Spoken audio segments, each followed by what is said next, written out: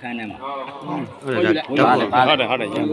ရတယ်အခုတည်းတပည့်တော်ဒီတိုင်းကတ်လိုက်မှာ ဒီတိုင်းကတ်မှာ ဒီတိုင်းကတ်ပြီးတော့မှဟို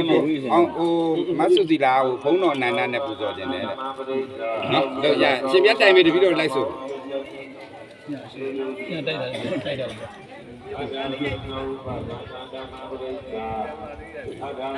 ဒါလည်းငါပြီးပါလား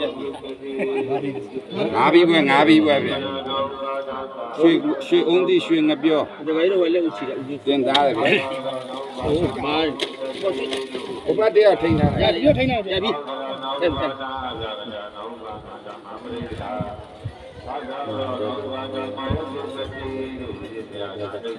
ညမှာတော့ဆင်းလို့ဒီကိုဆိုဒီဆိုတယ်